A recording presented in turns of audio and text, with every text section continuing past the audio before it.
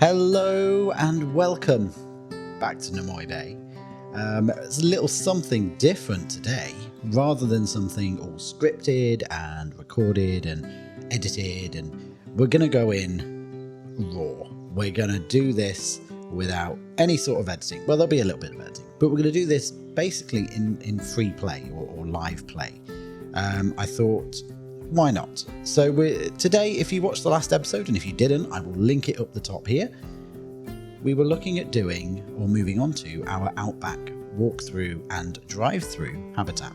Now, today's episode, we're going to get the walkthrough component of that sorted, and then the next episode, we'll get the drive-through part done.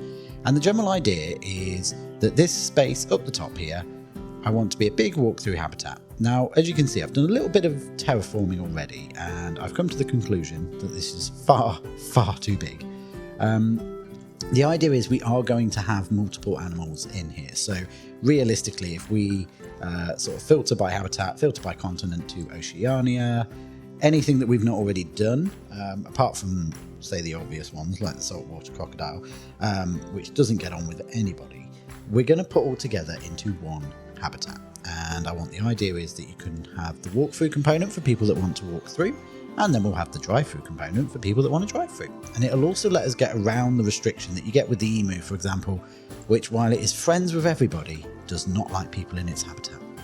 So the first part is we need to stake out our sort of area that we're going to use. Now, right from the, I believe it would be the Wombat video, we made this path coming up here that was going to be the main access into this area. So let's just flatten that guy out, get it up to the right width, there we go, and just bring that in. So this area is going to be where our car 4x4 ride entrance sits, this guy here.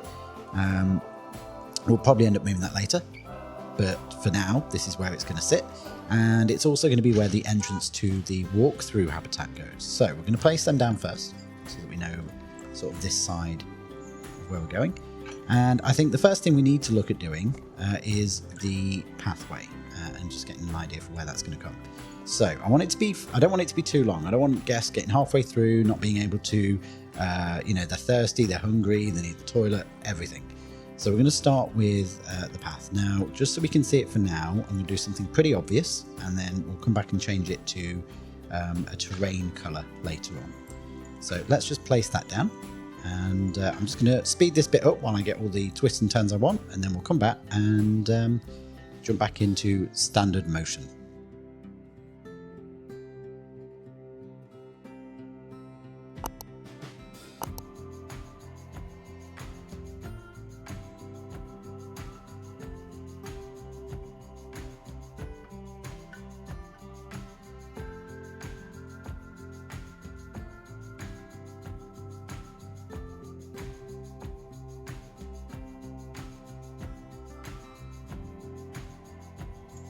Okay, so there we go. So we've got just a very basic path. I don't want too many twists and turns. The idea of having it at least have a little bit of twist and turn is we get more room to bring our animal parts into this area.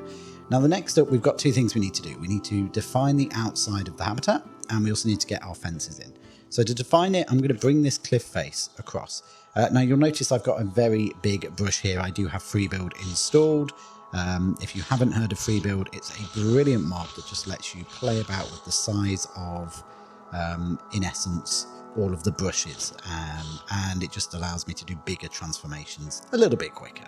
So we're going to have this raised area. Now, the raised area is going to be where the drivable part is located.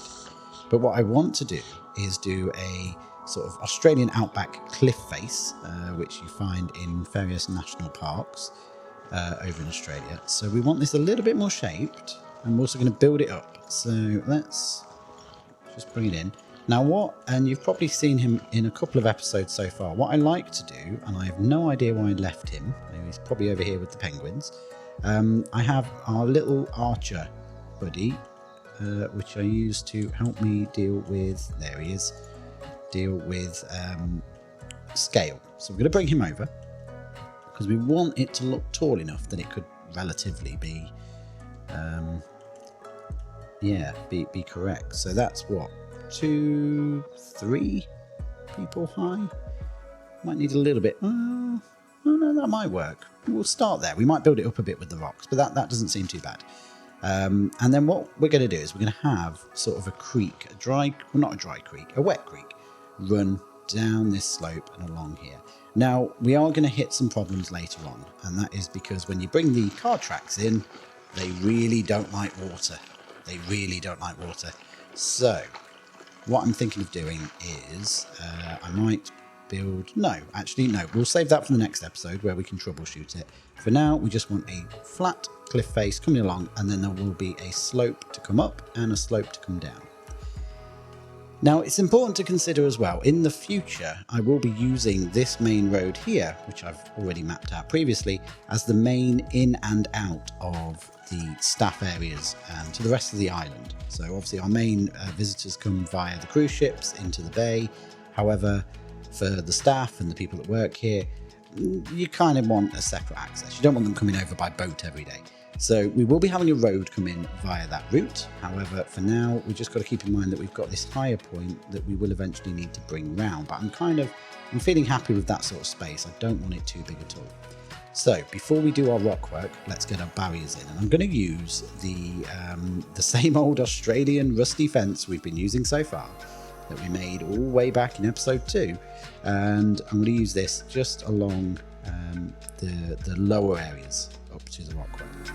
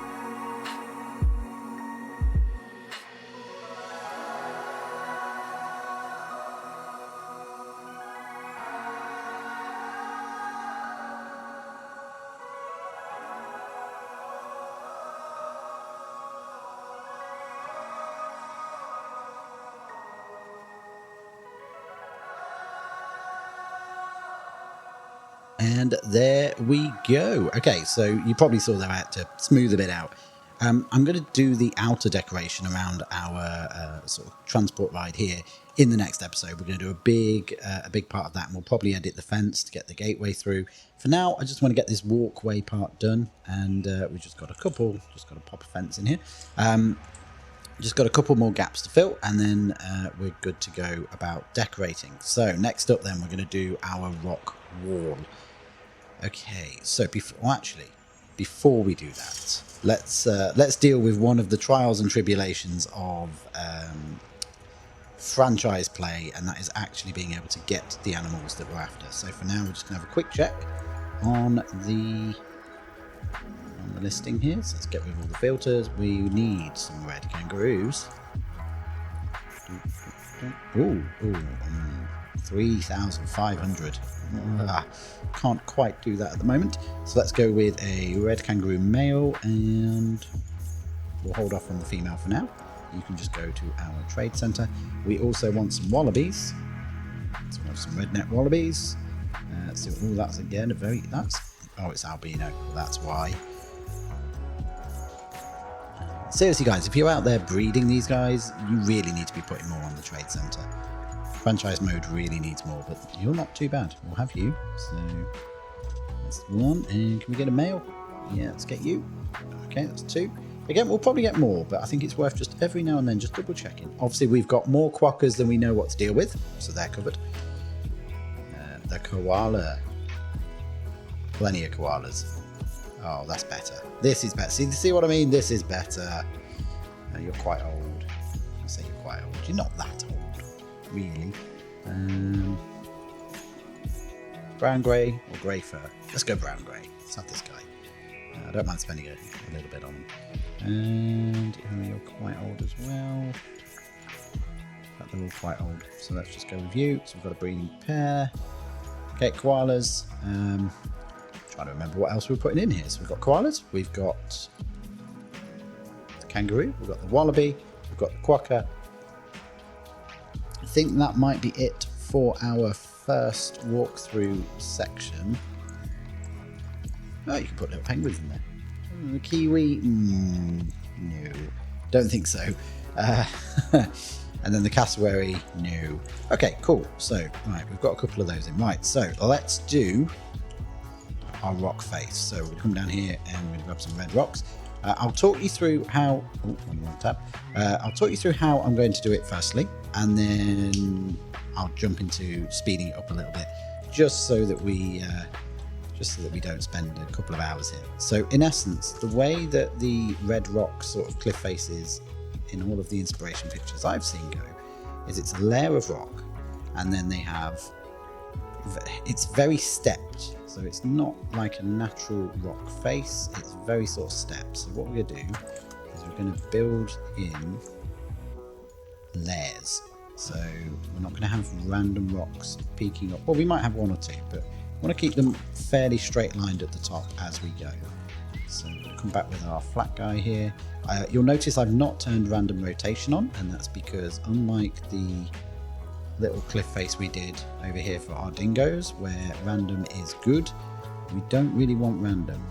We want it all to be very flat and very sort of rectangular.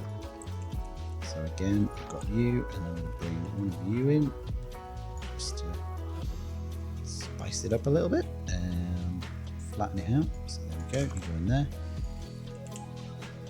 And I'm going to lift, I'm going to move, I'm going to sink. And it just gives us this step motion. And again, we're going to repeat, and eventually we'll hit the top. And that should give us something fairly flat-faced with little holes. We're going to put some rock, I guess caverns or little caves in there. I did debate putting in like the housing for the animals in here. Actually, what I think I'm probably going to do is have a joint building in the next episode for both the animals on the upper section and the animals on the lower section. So keep an eye out for that one. That will probably give us most of our hard shelter needs.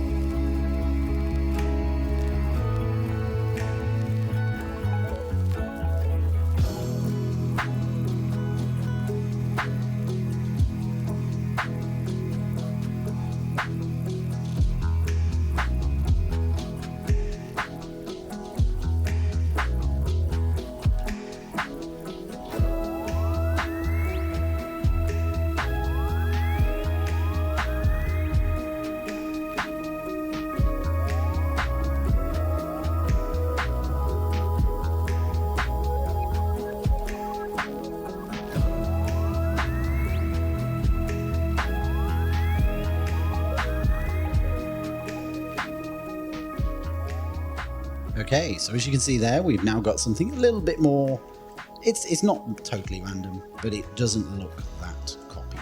And when we start putting vegetation on here, it should look pretty good. Now the next main thing is we want to get our stream. So firstly, we're going to define an area that's going to be our stream. I'm just going to turn that intensity down, there we go. And I don't want anything too deep, I just want it to be, that's a bit too deep. I just want it to be fairly shallow, and then we're going to fill it with sort of rocks and little objects so it doesn't look as big. That's not too bad. So let's just bring it a little bit higher. And this is essentially going to run the full length of the habitat, and it's also going to go out the other side. And then later on, we're going to take it under, or yes, it'll probably go underneath the guest area and then into our Indonesian area, which will be somewhat next door, or rather on the other side of the guest plaza. So there we go, that's perfect actually. I like that, that is absolutely perfect. So let's make our size a bit less, get rid of that water so it's not getting in the way. I'm just going to run down and it's just going to gently flatten it all. Just going to follow this rock face, it's got a little bit of movement to it. There we go. Now, next up, we want to bring that in to this cliff. And what we're going to do is we're just going to cut into here and bring it around. So the idea is when you're walking through, you can see that there is a valley, you can see that there's a cutout in the rock where the water's cut it through, but you can't see the source of the water. And that will be important because for where the water's going to go, you don't want it to just be rainwater. It's got to be like a river or something coming down from the mountains or something along the lines of somewhere proper. And realistically, I don't want to build a whole water source and a lake up the top here. It's a zoo, not an actual outback area. So we just want to give ourselves a little ability to make it look like that. Okay, brilliant. Now, just finish off. And again, before we jump into the cinematics, I'm going to basically do what I've done here with the rocks, all in this water part as well, and we'll get that sorted. But as it's not directly part of the habitat, it's not something I'm going to work on now. It's just something we'll bring in shortly. Now, next up, we're going to build ourselves some rocks for this area here. And we're going to do that using the method I used in the little penguin last episode that we stole from Caesar Creates. I love this way of making rocks, and it's very quickly becoming my favourite sort of setup. So we're just going to start off with a couple of little rocks sunken mostly into the ground, just to give us an area. And then all we're going to do is just get a couple of bigger rocks, and I'm just going to bring them in and just poke little bits of them out the ground. And this will give us certainly smaller than anything else we would have been able to just pop down with a load of random rotated rocks. It will just give us these little rocky patches. I'm going to make a couple of variations of these, and then we're going to use these just to scatter about the terrain, because the biggest challenge we've got with Nomoi Bay, in order to get, and I think I've mentioned this before, if not, here's an exclusive, to get the beaches and the sand looking how we would like it to look, I have to use a temperate map. Every other bit of sand texture in the game looks awful. None of it looks like a proper sandy tropical beach, especially the tropical biome. The tropical biome has this dirty sand, which is probably more for like, I don't know, the Amazon River's lake bed. It's not a beach. So if I wanted to get the sort of lighter sand that we've got on the beach here at Nomoi Bay, we had to go temperate. But the problem with that is, firstly, snow. It snows a lot.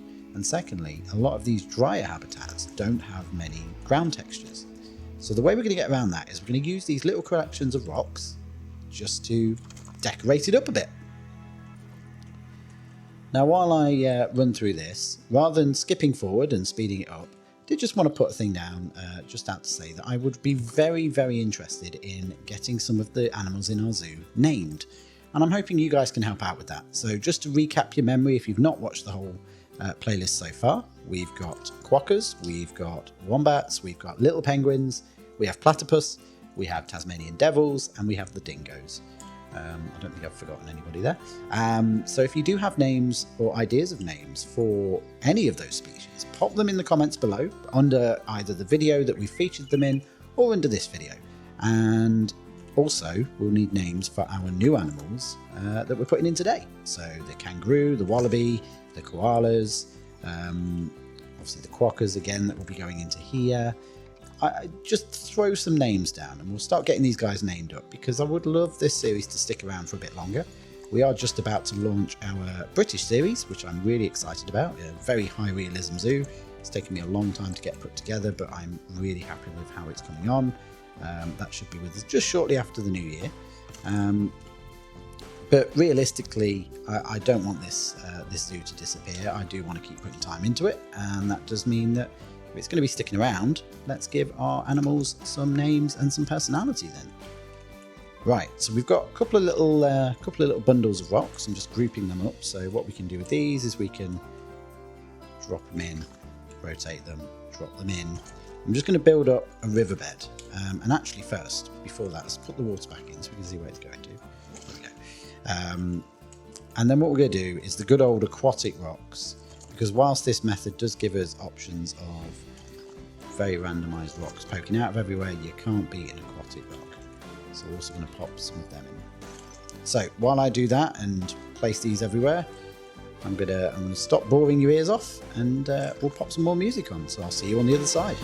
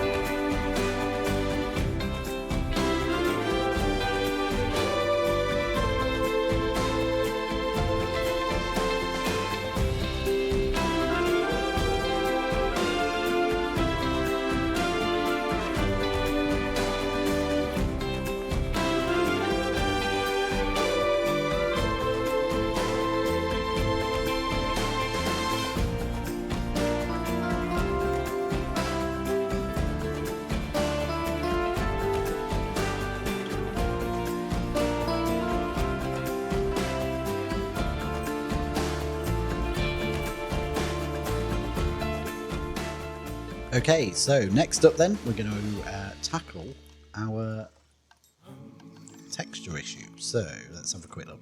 So we're going to start off with, and again, it's something I've pointed out in quite a few videos, where we do layering. So I'm going to start off with roughly about 30% intensity on the brush, and we're just going to go over pretty much the entire habitat with this rough sand. And that's just going to give us a nice light base layer. And the way that I look at the textures in Planetzoo, a lot of people tend to hide as much of them as possible. I look at them more as paint.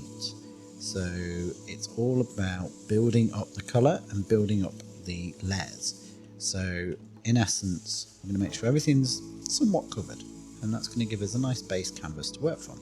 So now what we don't want to do is we don't want to take all of this light sand colour and hide it all. So that's going to give us an idea to when we've done too much. First things first, we're going to add our highlights. So we're going to use our lighter sand just on the edge of the water. And we're only doing a quick run.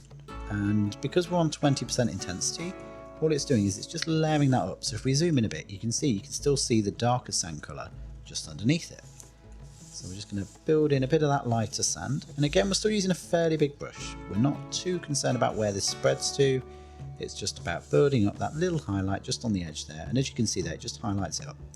Now where we've got this little extra pool of water, which can be a little bit of a challenge to see, we're going to make it a little bit lighter around there as well. But then I'm going to come back and just do 1 or 2 taps on top with the darker one. And that will just give it, again, just a little bit of definition. Next up, the rock. So we're going to just a couple of tabs of rock in the water. This is just going to add a little bit of roughness. This is the smoother rock. We don't really want to use the thick rock for this. We can use the thicker rock on the edge, sort of on the cliff bit, but I don't really want to go too deep on that. Okay, soil. So the dark soil on this map is a pain because it's very, very dark, but I do want to get some bits in. So we're just going to build a little bit, again, just working on the river area for now. Just going to build ourselves in, work it around the rocks, work it around the stone. And you'll notice I'm not going sort of over absolutely everything I've already placed down because there's no point rubbing away the textures you've already put in. Instead, we're working our way around and we're just building up those layers. So we're not going from very dark rock onto very light sand. You've got this element of soil in between. There we go. And there is an argument to say that you kind of need to think about how the water would work. So, for example, where you've got fast water, you won't really see much sand because that will get carried away, but the heavier rock and the heavier soil, you would, as that would lay at the bottom. And it's not too important. Don't get me wrong, we're not coming in here and inspecting this area. Even in the cinematics, we're not inspecting this area to go, oh, well, there's too much soil in there. No, but what we are doing is we're just adding a little bit of interest and a little bit of diversion from the textures of the ground. Okay, we'll come back to the river in just a second. Now we're going to work our way over here. So, the grass short. I hate the long grass in Planetzoo, as I think most people do. So we're going to go to 10% on the grass short, quite a big brush, and we're just going to single click, and you'll find it's just going to add a little tint of green. And there's no real grass going down, but it's just adding that little tint of green, and it's just adding just a bit of definition. There we go, so you can sort of see the unevenness of the ground a bit better. If I double click in an area, it'll give me a little darker shadow. There we go. Now, I'm glad this has happened actually. This is a good example here. Occasionally, the brushes get a little bit screwy and go a little bit angular. If you shrink your brush size down a little bit, you can sort of build that back up. There we go, just to get rid of that blotchiness. You don't want anything that goes very blotchy because then it's kind of obvious what you've done. Okay, so we're just going to run our green around the path area. So we want it to look like it's not too dry, but we don't want too much green because that will take away from the red rock. Just want enough green that it looks like we've got a little bit of grass growing. A dry land, an outback. So we're back to somewhat slightly more natural.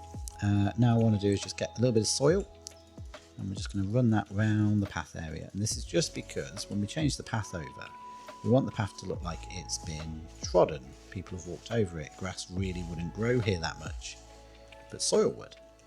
And it would just define it a bit better. Okay, so let's change that path. That's up next. Here we go. So we're going to go boop, boop, boop, boop, boop. And just go work our way around. Now, I'm in two minds, and actually feedback is always great. I don't know whether we should put markers around this path. Obviously the guests are going to follow it, but the idea would be if it's a walkabout habitat, we can either direct the guests or we could let them follow the path through. Part of me thinks to do markers, and I'm kind of gearing towards that, but if you have any ideas, pop it down in the comments, and obviously when we do our final pass over this once the upper level is built, we can certainly go in and tweak it and add those in. So I'm going to leave them out for now. Right then, so next up, we are going to do the planting. So I'm going to start off with the good old buffalo grass. It's not going to be what the animals want, which is fine. It doesn't really affect them too much. And we're going to use the dry grass and the parched grass just to bring a little bit of orange, a little bit yellow, but also just to add a little bit more texture to the ground. Again, I'm not going to make you watch through me through doing all of this, but to say, if you've not seen this method before, essentially what we're doing is we're taking clumps of the grass, we're then going to group them all on their own, and I'll show you on this little bit, and then you'll be able to see it in the quick speed through. Group it, and then what we're going to do is we're going to drop that group just under the ground, so just the tufts poke through. And as you can see, that gives you this nice little bit of ground texture without it being too grass-like.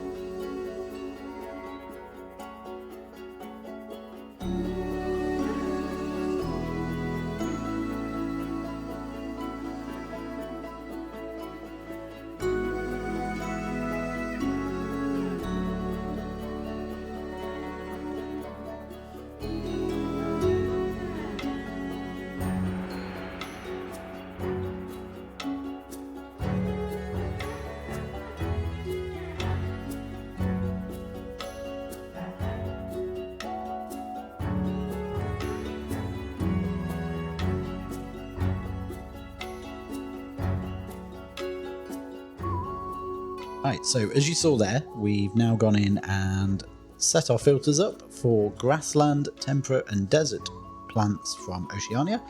And we're going to start popping down a couple of plants here. So we're going to do a couple of tricks first and foremost. The cabbage. Is cabbage tree? Yeah, the cabbage tree. This guy makes brilliant little shrub bushes. Absolutely love them. So we're just going to do a little bit of a bush area here, just amongst these rocks.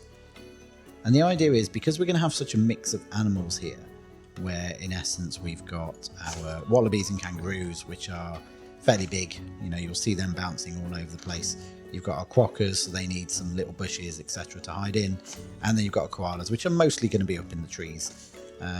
We want to limit the amount of climbable plants in this area, and that actually reminds me, we're just going to select everything. We're going to turn off climbing. We don't want them climbing up the fences. And then we'll just turn it back on for this eucalyptus tree. There we go. And actually move him slightly in and away from the fence. There we go. Yeah, so we don't want too many places that our koalas can climb, or at least if they're going to climb, I'd rather them climb in areas that our visitors can see them. So really what we want is some little bush areas that will help our quokkas hide, but at the same time not necessarily cover over the rest of the animals.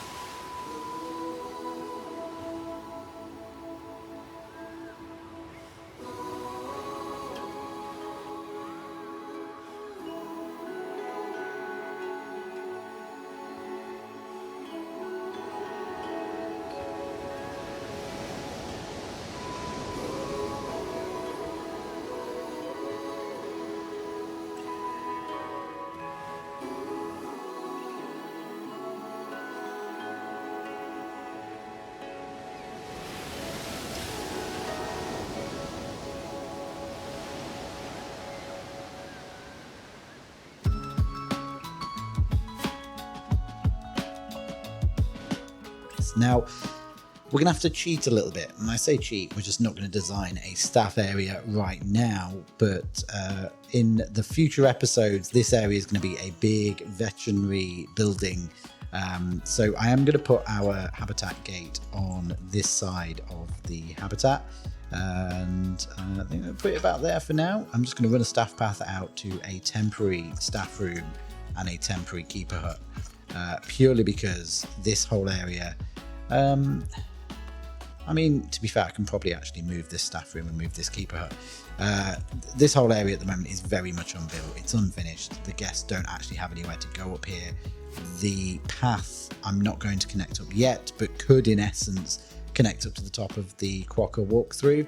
And we may do that in episode 2 of this build, just so that we have sort of a through route. But for now, this will just need to do. Kangaroo is first, so we're just going to pause it very quickly just to make sure there's no glaring issues. And we're going to check on his habitat and his escape points. Okay, the kangaroo is good. We are fine so far. Brilliant. Oh, Mr. Archer, let's move you out, shall we? Okay. Go. I'm more worried about the koala. The kangaroo doesn't really climb. Boopity boopity boop. Okay. All right, let's just pause it. Oh. And koala. Hello, Audrey. The koala's fine. Brilliant. Have you got climbing access to this tree? The green line's there, so I assume you have. You have on them. You have on them. You have on them. And you have on them. Excellent. Brilliant. Off you go. I know you're not happy. Why are you not happy? Is it just because no hard shelter? Yes, and there's no enrichment. Here we go. Let's pause it. Let's get some enrichment items in. Can I do multiple species? I think I can. Cool. Okay, so let's do multiple species and see what we can share between them. So we've got our red-necked wallaby, the red kangaroo, the koala, and the quokka. I'm in G. I clearly am having a problem spelling. Oh God, there we go. Okay, that's better. So we're not going to put any platforms in unless we feel like we get to the point where we need them. Some small barrel feeders are probably a good shout. So pop you one there, and we're going to pop one over here. A tennis ball. I don't know who plays with the tennis ball, but sure, why not? And sprinklers. I did kind of think about doing some sprinklers, yes. So we also need to check that this water's covered by a filtration system. So I know our little quokkas love the sprinkler. So let's get that in there. Sprinkler. I will, again, I'm not going to make you watch me do it, but I will come back and put in, like I did with the quokkas, a little hose attachment point for the sprinkler. And probably the same for the bubble machine here. Oh, we don't want you doing that. So, quick tip for you, in case you are not aware. If you ever get a bit where the enrichment item ruins all of your lovely terraforming, you pop a bit of path down and click the right button to get to the right bit. Put it where you want to put your enrichment item. It should, although it isn't. It was before. Oh, okay. It will modify everything that's not under the path. That was it. I did it with a bigger path.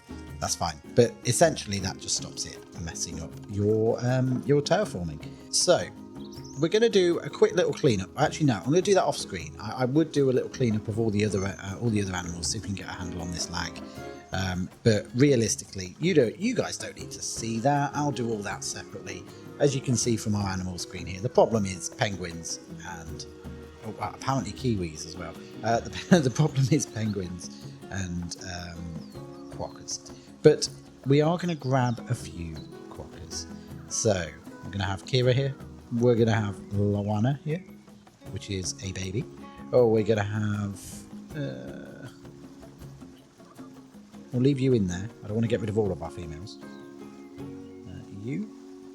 And you. Which you're fairly new. And we're going to move them. And we're going to move them over here. Now, they're all females. so we shouldn't have any issues with breeding. And that's our biggest problem right now. We are making more quokkas than the world can deal with. They are certainly not going to be endangered if we keep it up. I don't actually think they're endangered, but they certainly won't be if we keep it up. I think then we're at this point now where we have enough stuff in here that I'm happy with this. I'm happy with this as it is. We have our walkabout. I do need to put some donation boxes down, but for now we're not doing bad for money. So I don't really want to ruin this entire habitat with donation boxes.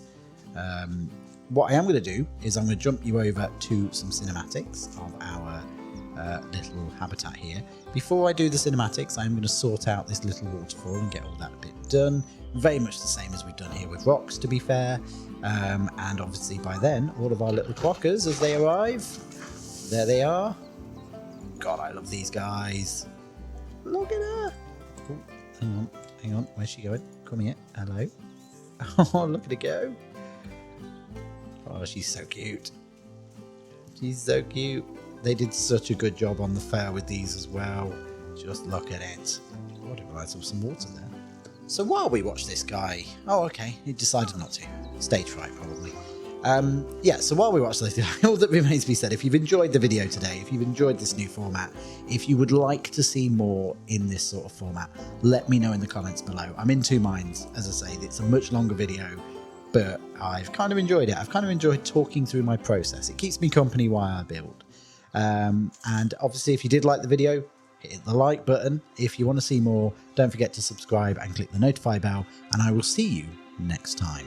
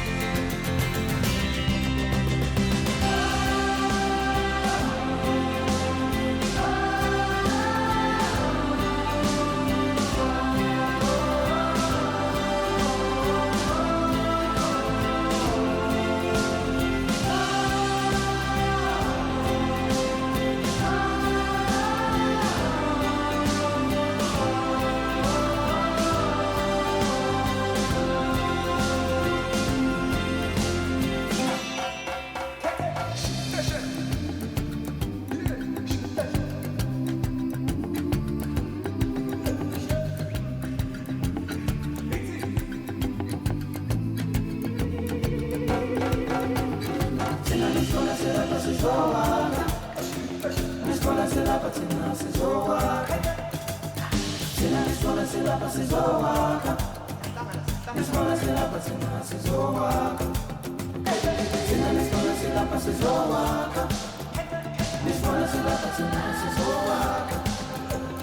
one is